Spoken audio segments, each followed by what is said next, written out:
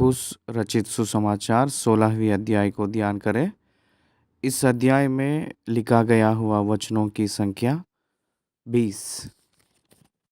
इस 20 वचनों में लिखा गया हुआ घटनाएं पहले वचन से लेकर 7वें वचन तक यीशु मसीह का पुनरुत्थान की पहली बातें और यीशु मसीह ने जी उठे हैं कहकर जो मिला हुआ समाचार 8वीं वचन से लेकर 11वीं वचन तक पुनरुत्थान हुआ है कहकर बताया गया स्त्री लोगों की गवाही, मरियम मगदलिनी को यीशु का दिखाई देना, ये मत्ती रचित सुसमाचार 28 अध्याय का 9वीं आयत और यूहन्ना रचित सुसमाचार 20 अध्याय का 11वीं आयत से हम देख सकते हैं यही घटनाएं। लूका रचित सुसमाचार 24वीं अध्याय 9वीं वचन से भी ये घटना हम देख सकते हैं। इसके बाद 12वीं वचन से लेकर 14वीं वचन तक चेले लोगों की गवाही, 2 चेलों को यीशु का दिखाई देना, ये मत्ती रचित सुसमाचार 28वीं अध्याय का 16वीं वचन से लूका रचित सुसमाचार 24वीं अध्याय 13वीं वचन से, यूहन्ना रचित सुसमाचार 20वीं अध्याय 20वीं वचन से हम इसी घटना को देख सकते हैं। 15वीं वचन से लेकर 18वीं वचन तक लिखा गया हुआ जो वचन की भाग को देखेंगे तो ग्रेट कमीशन, महान आज्ञा के बारे में चेले लोगों को जो दिया गया है उसके बारे में लिखा गया है। मत्ती रचित सुसमाचार 28 अध्याय 18 वचन और लूका रचित सुसमाचार 24वीं अध्याय 39 वचन, यूहन्ना रचित सुसमाचार 16वीं अध्याय 23वीं वचन, इसमें भी ये दिखाई देती है। 19वीं वचन में यीशु का स्वर्गारोहण, लूका रचित सुसमाचार 24वीं अध्याय 50वीं वचन और प्रेरितों के काम 1 अध्याय 9 वचन से 11 वचन तक, एफिसियों के पत्री 1 अध्याय 20 से लेकर 23 तक, 4 अध्याय 7 वचन से लेकर 13वीं वचन तक ये दिखाई देती है। उसके बाद 20वीं वचन आखिरी वचन प्रेरितों और पहली शताब्दी की विश्वासियों क्या किए हैं इसमें लिखा गया है। ये हम लोगों को प्रेरितों के काम की पुस्तक में 28 अध्यायों में ये काम दिखाई देती है, प्रेरितों के काम। इसलिए हम लोग ये 16वीं अध्याय में जो लिखा गया हुआ प्रामुख्य घटनाएं हम अभी तक देखे हैं। तो आइए हम लोग वचन के बाद वचन को ध्यान करें। पहली वचन से शुरू करें। जब सप्त का दिन बीत गया, सप्त का दिन मतलब शनिचर आती है, वो ख़त्म हो गया है। कब ख़त्म हो जाएगी शनिचर? शाम को 6 बजे तक ख़त्म हो जाती है। 6 बजते ही उसके दूसरे दिन आ जाएगा। इसका मतलब रविवार आ जाएगा उन लोगों के हिसाब में। अगर हम लोगों को, भारतवासी लोगों को 12 बजते ही आधी रात में अपना तारीख बदलती है। यहूदियों के कैलेंडर के हिसाब से, उनके टाइम टेबल के वजह से इवनिंग 6 PM को उनका डेट बदलती है, तारीख बदलती है। इसलिए सब्त का दिन ख़त्म हो गया। इसका मतलब सनसेट, सूर्य का अस्त और सूर्य का उगने का। सूर्य की अस्त होते ही उनका दिन बदल जाती है, तो वो रविवार के दिन में आ जाती है। वो संडे को ही, रविवार को ही पुनरुत्थान हुए थे। पवित्र आत्मा भी जो कलीसिया को मिले हैं वो रविवार ही होती है। वैसे ही हम लोगों को व्यवस्था भी दिया गया है, वो संडे को ही दिया गया था, रविवार को। देखिए, याकूब की माता मरियम है। याकूब की माता, इसका मतलब वो यूहन्ना का भी माता है, मरियम और सलोमी। यीशु मसीह को मलने के लिए वो लोग सुगंधित वस्तुएं मोल ली। वो विश्राम दिन के पहले का दिन था, पहले का दिन था।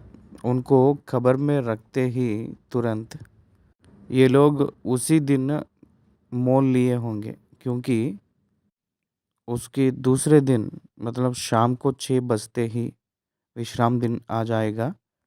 इसलिए वहाँ कोई भी व्यापार नहीं करते हैं। बाइबल के हिसाब से विश्राम दिन में कोई काम नहीं करना है। इसलिए वो क्रूस पे मरते ही before setting the doors of the shops बहुत निश्चय वो लोग खरीदे होंगे। सप्ताह के पहले दिन बड़े बोर जब सूरज निकला ही था, वे कब्र पर आई। यरूशलेम की शहर में रहने वाले ये स्त्री लोग बोर से उठकर वो लोग निकलकर सूर्य का उदय हुई थी कब्र पर आ ही रहे थे। सूरज उगने लगा। देखिए, ध्यान दीजिए, हम लोगों को 4 सुसमाचार हम लोगों को 4 प्रकार की प्रत्येक कोण में दिखाई देती है। यूहन्ना लिखते समय, यूहन्ना 20वीं अध्याय में यूहन्ना पुनरुत्थान के बारे में लिखते समय सप्ताह के पहले दिन मरियम मगदलीनी बोर को अंधेरा रहते ही कब्र पर आई कहकर लिखे थे। यहाँ हम लोगों को बोर बोर के समय ही जब सूरज निकला कहकर मार्कुस में दिखाई देती है। देखिए, मगदलीनी मरियम सबसे पहले यीशु मसीह के पुनरुत्थान की गवाही थी। मरियम मगदलीनी वास्तविक तौर पर वहाँ के सेना लोग ही गवाही हैं, लेकिन वो लोग नहीं देख पाए थे। वहाँ जो महान शब्द के वजह से और वहाँ हुई भूकंप के वजह से वो लोग मरे हुए जैसे गिर पड़े थे सेना। लेकिन लेकिन प्रत्येक रूप में यीशु मसीह रिवील किए थे, वो केवल मगदलीनी मरियम को ही हैं दर्शन दिए थे, पहला दर्शन पुनरुत्थान हुए के बाद में। इसलिए उन्हीं को सबसे पहला गवाही के रूप में हम देखते हैं। 20वीं अध्याय में सप्ताह के पहले दिन मरियम मगदलीनी बोर को अंधेरा रहते ही कब्र पर आई और पत्थर को कब्र से हटा हुआ देखा कहकर हम देखते हैं। अगर हम लोग मार्कुस अध्याय 16 में देखेंगे तो जब सप्ताह का दिन बीत गया तो मरियम मगदलीनी और याकूब की माता मरियम और सलोमी ने सुगंधित वस्तुएं मोल ली कि आकर उस पर मले। सप्ताह के पहले दिन बड़े बोर जब सूरज निकला ही था, वे कब्र पर आई और आपस में कहती थी, हमारे लिए कब्र के द्वार पर से पत्थर कौन लुढ़काएगा। जब उन्होंने आंख उठाई तो देखा कि पत्थर लुढ़का हुआ है, वह बहुत ही बड़ा था। ध्यान दीजिए, यीशु मसीह के कब्र के ढांकने के लिए जो रखा गया है वह पत्थर वो बहुत दूर लुढ़का गया है। इसी के लुढ़का हुआ हम लोग देख सकते हैं। उस पत्थर कोई उठाकर फेंका जैसा दूर पे गिरा था। पत्थर लुढ़का हुआ है, वह बहुत ही बड़ा था। इसका मतलब लुढ़का हुआ, इसका मतलब हम लोग समझना है कि वो दूर फेंका गया था कहकर अर्थ आती है। परंतु उस पत्थर को कौन उतना दूर हटाए होंगे, दूर फेंके होंगे, दूर लुढ़काए होंगे। डरपोक वाले जो चेले लोग जितने लोग वहाँ सेना जो चौकीदार बनकर खड़े थे, लमसम 16 सेना वहाँ खड़ा किया गया था वहाँ के गवर्नमेंट के हिसाब से।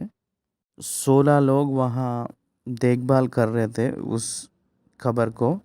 तो उन लोगों को भगाकर, पत्थर को लुढ़का कर, उनके शव को उठाकर ले जाने का उतना दम, उतनी सामर्थ क्या चेले लोगों को है? नहीं है। वो पुनरुत्थान की सामर्थ्य से हुई है कहकर उन लोग भी जानते हैं, लेकिन वो लोग स्प्रेड करने के लिए इच्छा नहीं रखे थे, नहीं पसंद किए थे, क्योंकि उनके हृदय कालापन से भरा हुआ है। प्रधान याजक लोग प्रत्येक रूप में अंधकार के मन के जैसे थे। वो लोग कब्र के भीतर जाकर उन्होंने एक जवान को श्वेत वस्त्र पहने हुए दाहिनी ओर बैठे देखा और बहुत चकित हुई। प्रभु की शव तो नहीं थी, लेकिन वहाँ एक श्वेत वस्त्र पहने हुए जो लाश रखा गया था यीशु मसीह का, वहाँ दाहिनी ओर बैठे देखे थे। वो बहुत चकित हुए क्योंकि उनका देह नहीं दिख रहा है कहकर। इसलिए उसने उनसे कहा था, श्वेत वस्त्र जो पहना था वो उसने उनसे कहा, चकित मत हो, तुम यीशु नासरी को जो क्रूस पर चढ़ाया गया था ढूंढती हो। वह जी उठा है, यहाँ नहीं है। देखो, यही वह स्थान है जहाँ उन्होंने उसे रखा था। परमेश्वर की स्तुति हो, हालेलुया। वह जी उठा है, यहाँ नहीं है। देखो, यही वह स्थान है जहाँ उन्होंने उसे रखा था। Opened tomb. दुनिया में कई करोड़ों कब्र हैं, लेकिन ये एक ही कब्र जो है, ये खुला हुआ कब्र है। ये बंद किया गया हुआ कब्र नहीं है, ये खुला हुआ कब्र है। This is the only one tomb opened in the history of man। परंतु तुम जाओ और उसके चेलों और पतरस से कहो कि वह तुमसे पहले गलील को जाएगा, जैसा उसने तुमसे कहा था तुम वही उसे देखोगे। लेकिन वो लोग नहीं कहे थे, वो लोग डर गए थे और वहाँ से भाग कर निकले। वो लोग हाँफते हुए डर के नाते किसी को भी कुछ नहीं कहे थे। 8वें वचन में देखिए, और वे निकलकर कब्र से भाग गई, क्योंकि खौफ खफी और घबराहट उन पर छा गई थी, और उन्होंने किसी से कुछ ना कहा क्योंकि डरती थी।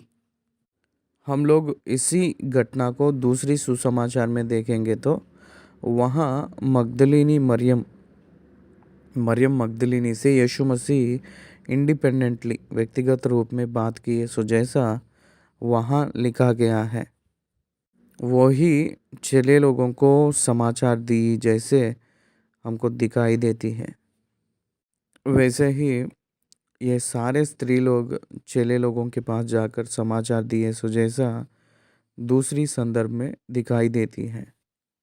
ये इन्फॉर्मेशन राइटअप करते समय जो वो सुने हैं उसी विधि के अनुसार वास्तव लिखे हैं। Which was happened in chronological हम लोग नहीं जानते हैं। पहले कौन गए थे, उसके बाद कौन आए थे, उसके बाद क्या हुई थी, उसके बारे में तो नहीं पता। गए हैं, आए हैं, हुआ है, वही समाचार देना छोड़कर खास करके समय को कोई भी नहीं लिखे थे। इसलिए सब लोग सही लिखे हैं, ऑल आर करेक्ट। 9वीं वचन, सप्ताह के पहले दिन बोर होते ही वह जी उठकर पहले पहला मरियम मगदलिनी को, जिसमें से उसने 7 दुष्टात्माएं निकाली थी, दिखाई दिया। ध्यान दीजिए, वो सब लोग मिलकर आए थे, स्त्री लोग, लेकिन यहाँ सारे स्त्री लोग है कहकर नहीं लिखा गया है। वो जवान ने कहा था कि आपसे भी पहले वो गलील में जा रहा है, जाएगा कहकर कहा था। तुम जाओ और चेलों को पतरस को कहो कहकर जवान व्यक्ति ने कहा था। Might be other womens went out of the tomb. सारे स्त्री लोग निकल गए होंगे उस वाटिका में से, कब्रिस्तान की वाटिका में से, लेकिन मरियम मगदलिनी वहीं रह गई होगी और रो रही है। तब प्रभु ने वहाँ दर्शन दिए हैं मरियम मगदलिनी को।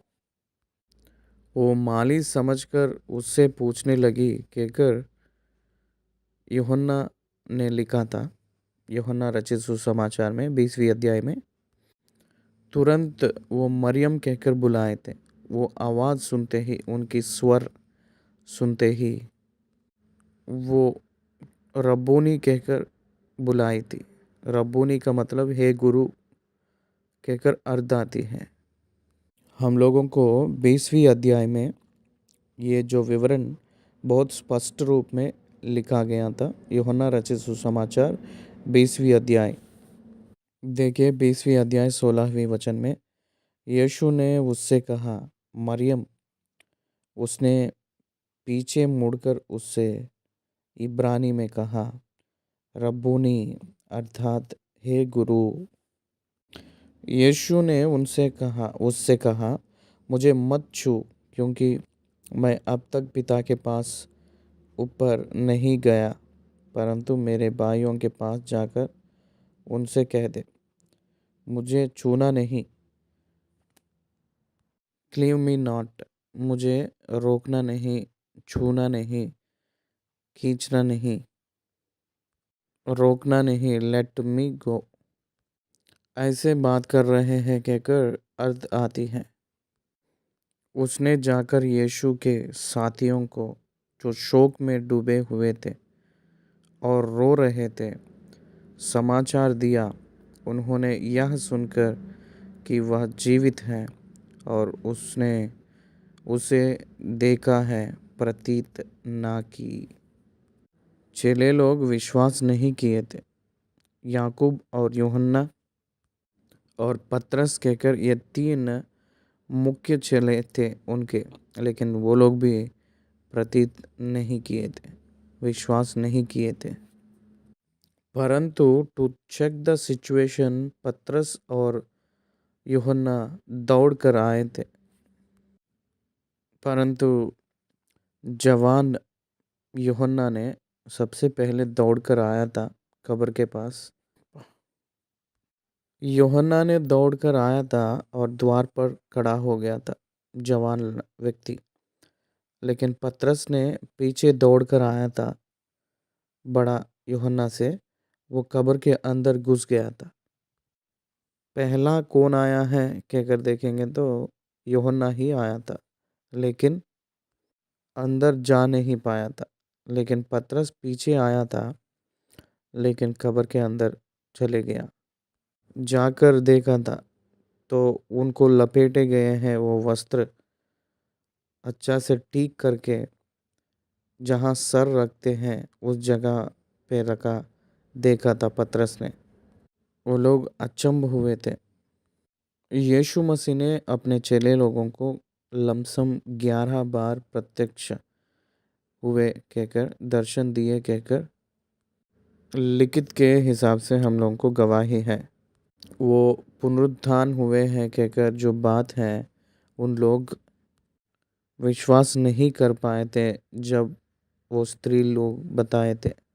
लेकिन प्रभु ने उन लोगों को प्रत्येक रूप में उनके कमरे के अंदर, जब वो लोग डर के नाते कमरे के अंदर बैठकर रो रहे थे उस समय उन लोगों को प्रत्यक्ष होकर, दर्शन देकर, उनके बीच में मछली खाते हुए वो अपने आप को प्रकट किए थे। आप मुझे छूकर देखिए, भूत को शरीर और हड्डियां नहीं रहती हैं। मैं भूत नहीं हूँ। यीशु मसीह ने सारे दरवाज़ा खिड़कियां बंद किया गया है, तब भी वो अंदर आ चुके थे। मिस्टिकल बॉडी, महिमा की शरीर है वो। Mystical body, nobody can understanding it. एक पदार्थ दूसरे पदार्थ की ओर से अंदर कैसे जाएगी, किसी को भी नहीं पता। हम लोगों को सिनेमा मूवीज़ में दिखाए थे, 3D 5D पिक्चर्स में लेटेस्ट टेक्नोलॉजिकल इश्यूज़ को यूज़ करते हुए मूवीज़ में दिखाते हैं। सारे खिड़की दरवाज़ा बंद रहते हैं, लेकिन अंदर प्रवेश हो जाते हैं। इस प्रकार के सारे चीज़ मूवीज़ में दिखाते हैं। ध्यान दीजिए, ये कैसे संभव हुआ कहकर अगर हम सोचेंगे तो वो केवल उनकी सामर्थ्य शक्ति है। बस उसको नेचुरल प्रिंसिपल्स कोई भी और साइंटिफिक एप्लीकेशन नहीं मिलेगा। बंद किया गया हुआ दरवाज़ों के अंदर एक शरीर आया है कहकर अगर सोचेंगे तो उसको कोई भी नहीं बता सकते हैं। वो वैसा ही है। कोई भी आया नहीं और आएगा भी अभी तक। केवल यीशु मसीह ही अंदर आए थे। इसलिए बहुत लोग वहाँ विश्वास जो कर सकते हैं किए थे, जो विश्वास नहीं कर पाए थे वो नहीं कर पाए थे, विश्वास नहीं किए थे। कम से कम लमसम 11 बार वो दर्शन दिए थे ताकि उनके चेले लोग विश्वास करने के लिए। वो पुनरुत्थान हुए के बाद में 40 डेज वो पृथ्वी पे थे। उस समय लमसम 11 बार वो दर्शन दिए थे, अपने आप को प्रकट किए थे, दिखाए थे, प्रत्यक्ष किए थे। 40वें दिन वो आरोहण हो गए थे। इसके बाद दूसरी दर्शन चेले लोगों को यम्मायूस कहकर जो गांव है, उस गांव में दो चेले लोग जा रहे थे। यम्माऊस कहकर जो गांव है वहाँ जा रहे थे पैदल। नाम तो नहीं दिया गया था उन लोगों का। वो दूसरे रूप में मिस्टिकल बॉडी उन लोगों के साथ चले थे, परंतु वो लोग दूसरे चेले लोगों को समाचार दिए थे, परंतु उन्होंने उनकी भी प्रतीत ना की, विश्वास नहीं किए थे। ये घटना कैसे संभव हुआ है देखेंगे। इम्माऊस नाम के गांव में ये दो चेले लोग जा रहे थे। नाम तो नहीं दिया गया है। 12 चेलों में से 2 चेले लोग जा रहे थे। Very nearest village. यीशु मसीह उन लोगों के साथ चल रहे थे। बात करते हुए वो लोग आगे बढ़ रहे थे। क्या बातें हैं कहकर वो जब पूछे थे उन दोनों से, तब उन दोनों ने कह रहे थे कि क्या आप अकेले नहीं जानते हो कि यीशु मसीह नजरीन यीशु सामर्थी भविष्यवक्ता है कहकर उनको क्रूस पर चढ़ाए थे, मार डाले थे, उनको कब्र में रखे थे। It's a very latest exciting news कहकर वो लोग बताए थे। इतने में उनका घर आ गया था। वो जब आगे बढ़ रहे थे उनको छोड़कर, उन लोग ने कहे थे कि हमारे साथ रहो कहकर कहे थे, तो प्रभु ने उन लोगों के साथ घर के अंदर गए थे। एक रोटी को लेकर तोड़े थे तो तुरंत उन दोनों की आंख खुल गई थी। उनकी आंख खुल गई थी तो हाय, उन लोग ऐसे बात कर रहे थे कि जब वो हम लोगों से बात करते समय क्या हमारे हृदय धधकती हुई, जलते हुए जैसा नहीं महसूस हुआ। उन दोनों डिस्कस कर लिए थे। They experienced the resurrected Christ along with them. वो देखकर वो लोग तुरंत फिर से यरूशलेम जाने के लिए तैयार हो गए थे, जा रहे थे, गए थे। जाकर बाकी चेले लोगों को बताए थे, हम लोग जब जा रहे थे ऐसे यीशु मसीह मिले थे, हमारे साथ अंदर प्रवेश किए थे, हमारे साथ बैठे थे और रोटी तोड़े थे। ये सब बातें चेले लोगों को बताए थे ये लोग। तो भी वो लोग प्रतीत ना की। देखिए, मार्क मार्कुस ने प्रतीत ना की कहकर जो शब्द है वो लिखते हुए इस अध्याय में आगे बढ़ा था, लिखा था। चेले लोगों को मरियम मगदलिनी को दिखाई दिया कहकर जब कही थी, प्रतीत ना किए, और ये दो चेले लोगों को दिखाई दिया कहकर जब वो लोग कहे थे, तो चेले लोग प्रतीत ना किए। उनके कठिन हृदय को डांटने के लिए वो लोग, जब 11 लोग एक ही जगह भोजन करने बैठे थे, उन लोगों को दिखाई देकर उनके अविश्वास और मन की कठोरता पर उलाहना दिया, क्योंकि जिन्होंने उसके जी उठने के बाद उसे देखा था, उन्होंने उनकी प्रतीत ना की थी। जब दरवाज़ा बंद ही था, उस समय बिना दरवाज़ा खोलकर अंदर प्रत्यक्ष हो गए थे यीशु मसीह। एक बार तोमा जब था उस समय भी वो प्रत्यक्ष हुए थे। जब तोमा नहीं था उस समय भी एक बार दर्शन उन लोगों को दिए थे। जब तोमा नहीं था, कहीं बाहर गया था, जब तोमा वापस आया था, उस समय बाकी चेले लोग तोमा से कहे थे, यीशु मसीह ने आए हैं, प्रभु ने आए हैं कहकर तोमा से कहते ही तोमा ने कह रहा था कि मैंने तो उनके हाथ में जो घायल हुआ था, चोट लगा था कीलों के वजह से, वहाँ उंगली रखकर चेक किए के बाद में ही, और उनके पीठ में जो भाला से चुभाया गया था उसमें हाथ डालकर चेक किए के बाद में ही यकीन करूँगा, प्रतीत करूँगा कहकर तोमा ने कहा था। वही सेम डायलॉग ने यीशु मसीह ने तोमा से बात कर रहे थे दर्शन देकर। तोमा आओ, मेरे हाथों में आपकी उंगली रखकर चेक करो और मेरे पीठ के हड्डियों के अंदर जो मुझे घायल हुआ है वहाँ हाथ रखकर चेक करो कहकर कह रहे थे। तोमा ने कहा था कि मेरे प्रभु, मेरा खुदा कहकर कहा था।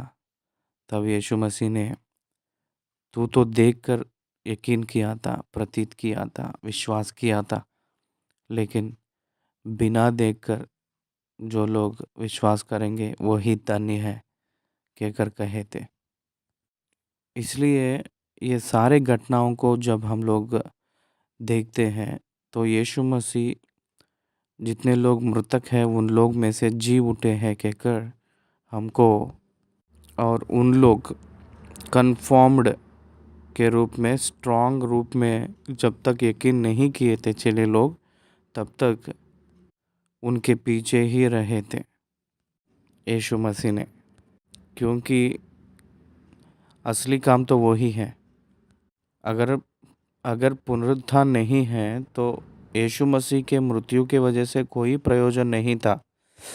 यीशु मसीह ना जी उठे तो, अगर यीशु मसीह जी ना उठते हैं तो अपना विश्वास भी व्यर्थ है कहकर पौलुस ने कहे थे। यीशु मसीह जी उठे हैं इसलिए हम लोग भी जी उठेंगे कहकर हम लोग विश्वास कर रहे हैं। नहीं तो पुनरुत्थान को आशा कहाँ है। इसलिए यीशु मसीह मृतक लोगों में से जी उठे थे।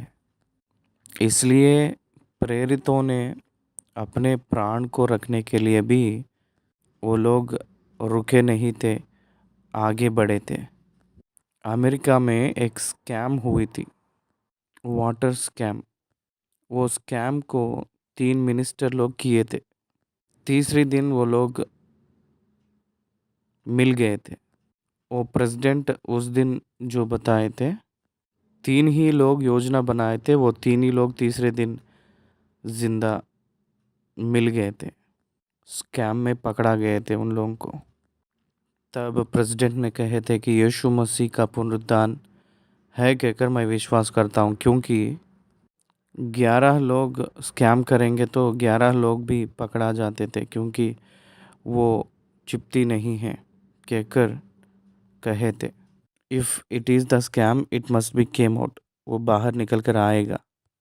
इसलिए मैं यीशु की पुनरुत्थान को विश्वास कर रहा हूँ, जो बाइबल में लिखा है कहकर प्रेसिडेंट ने कहे थे, गवाही दिए थे प्रेसिडेंट ने।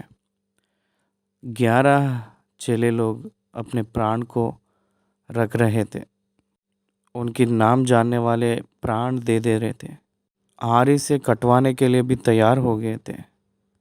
अपने आप को शेर के मांद में डाल दिया जा रहा है तो वो लोग हाँ ठीक है डाल दो कहकर कह रहे थे। जला देंगे कहकर बोलते ही हाँ जला दो कहकर कह रहे थे चेले ने। बहुत धधकते हुए तेल में डाल देंगे, गरम गरम तेल में डाला जाएगा कहकर बोलते ही वो लोग ठीक है डाल दो कहकर बोल रहे थे चेले लोग। यीशु मसीह फिर से जी उठा है कहकर बोलते ही जा रहे हैं, लेकिन हम नहीं जानते हैं, हमको पता नहीं है कहकर कोई भी नहीं कह रहे थे चेले ने। महान विप्लव आ गया था उस दिनों में। यीशु मसीह के पुनरुत्थान कितना निश्चय है, पहला शताब्दी के फर्स्ट सेंचुरी क्रिश्चियंस ने तय किए थे। उनकी लहू के बीज ही आज महान फसल के रूप में दुनिया में आज दिखाई दे रही है।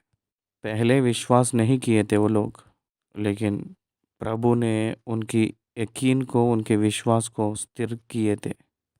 17वीं वचन, विश्वास करने वालों में ये चिन्ह होंगे कि वे मेरे नाम से दुष्टात्माओं को निकालेंगे, नई नई भाषा बोलेंगे, सांपों को उठा लेंगे, और यदि वे प्राणनाशक वस्तु भी पी जाए तो भी उसकी कुछ हानि ना होगी। वे बीमारों पर हाथ रखेंगे और वे चंगे हो जाएंगे। विश्वास करने वालों के अंदर ये कार्य दिखती है, इसलिए पहली सेंचुरी के क्रिश्चियंस में बहुत सामर्थ्य कार्य दिखाई दिया था। इसलिए पहले शताब्दी में विश्व व्याप्ति का बुनियाद गिरा था। पहले शताब्दी में वो लोग नया भाषाएं बात करेंगे, they will speak in new tongues, नया भाषाएं।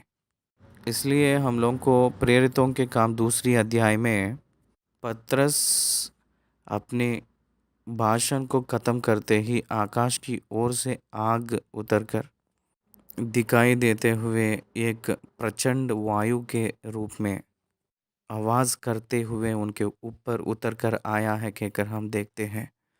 तब वो लोग अन्य भाषाओं में बात करने लगे, न्यू टंग्स। वहाँ लमसम 17 प्रकार के लोग, 17 प्रांतों के लोग वहाँ थे। यरूशलेम के मंदिर में त्योहार के लिए आए थे, फसह के पर्व के लिए आए थे। पंतकोस्त के त्योहार तक वो लोग रहकर जाते हैं।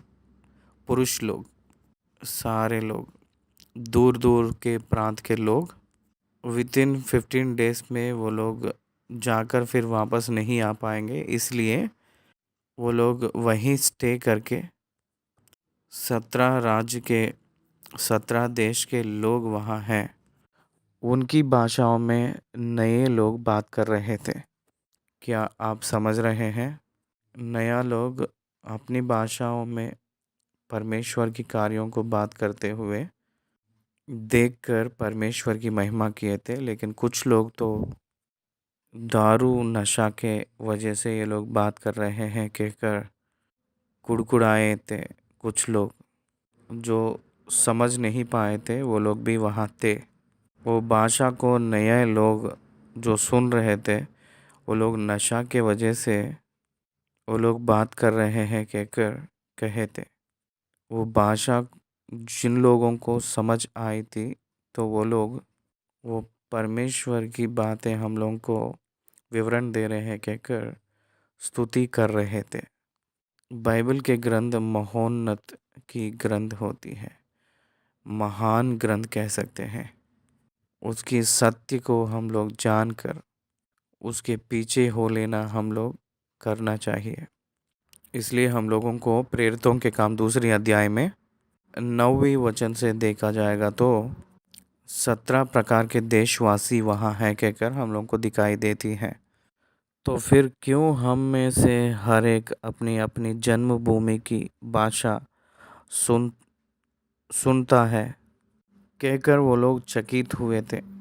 वो परमेश्वर के कार्यों को विवरण दे रहे हैं कहकर ये लोग और एक भाषा में 11वें वचन, प्रेरितों के काम दूसरी अध्याय 11वें वचन, अर्थात यहूदी और यहूदी मत धारण करने वाले क्रेती और अरबी भी हैं, परंतु अपनी अपनी भाषा में उनसे परमेश्वर के बड़े बड़े कामों की चर्चा सुनते हैं। क्या आप समझ रहे हैं? इसलिए नया भाषाएं बात करेंगे। प्रिय भाई और बहन, नया भाषाएं पवित्र आत्मा से भरे हुए व्यक्तियों को अनुग्रह की वरदानें मिलेंगे। वही यहाँ कहा गया है। आखिरी वचन में जाएंगे 19 और 20 वचन। प्रभु यीशु उनसे बातें करने के बाद स्वर्ग पर उठा लिया गया और परमेश्वर की दाहिनी ओर बैठ गया। हम लोगों को भजनकार ने कहा था, आप पिता की दाहिनी ओर विराजमान हो जब तक, कब तक? शत्रु की सर को कुचल कर जब तक तेरी राज तेरे हाथों में ना दिए तब तक विराजमान हो कहकर इब्रानियों के पत्री में पौलुस ने पॉइंट आउट करके बताए थे। और उन्होंने निकलकर हर जगह प्रचार किया और प्रभु उनके साथ काम करता रहा और उन चिन्हों के द्वारा जो साथ साथ होते थे वचन को दृढ़ करता रहा। आमीन। It is all the happenings through God. परमेश्वर की वजह से हुई थी कामें, पवित्र आत्मा की सामर्थ के वजह से हुई थी। वचन की प्रचार प्रारंभ हुई थी। परमेश्वर ने मददगार होकर साथ साथ रहकर कार्य को पूरा किया था, वचन को स्थिर किए हैं। Even today that is happening. आज भी वही संभव हो रहा है। मार्कुस ने बहुत सरल रूप में उनकी पुनरुत्थान को, उनकी आरोहण को, पवित्र परमेश्वर की बढ़ने के वजह से होने वाली प्रत्येक कार्य एक ही अध्याय में बहुत स्पष्ट रूप में विवरण दिए थे। इस अध्याय को यहाँ समाप्त करने से मार्कुस रचित सुसमाचार समाप्त हुई है। धन्यवाद।